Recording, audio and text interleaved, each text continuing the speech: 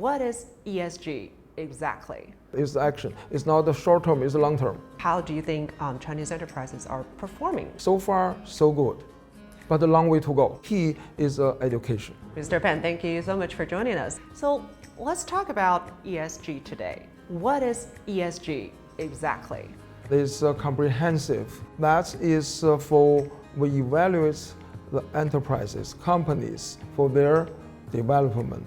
You know, companies, they're working on the profit for sure, right? But not enough. They have to consider the environment and the social responsibilities and their governance, because we don't want to get like 2008 the collapse, financial crisis. So that's ESG is comprehensive concept and also action. Why do you think this word is getting popular all of a sudden, especially in China? Because you know, there's not only China is globalized, and other companies, the top 500, and even the China, there's our state-owned companies. They did that a long time ago. Not only in China, in overseas, we have a lot of Belt and Road, we have a lot of investment.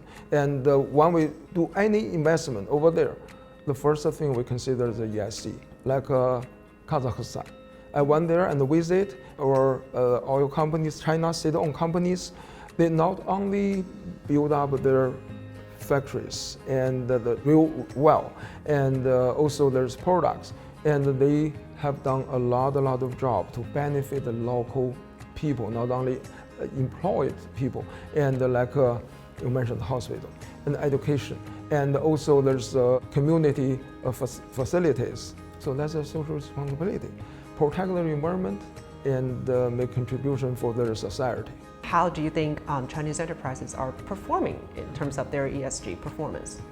So far, so good, but a long way to go. Yeah, so far so good, and also our public companies listed in Shanghai and Shenzhen Stock Exchange, and they have to provide their ESG report.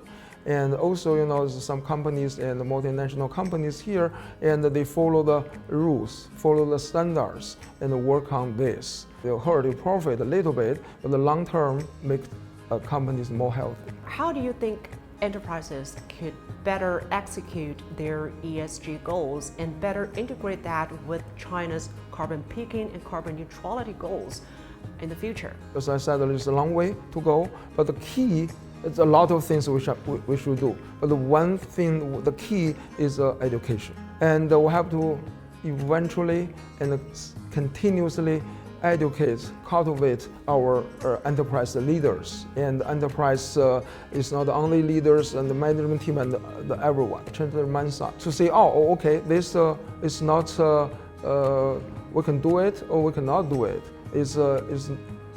We have to do it. And that's, you know, like our Tsinghua and a lot of universities, they have a executive training program. They put ESG in their class, the curriculums. So there's a big one. And because of this, not only for executive leaders, and also for our young talents, right? So the young generations, that's why there's a long term.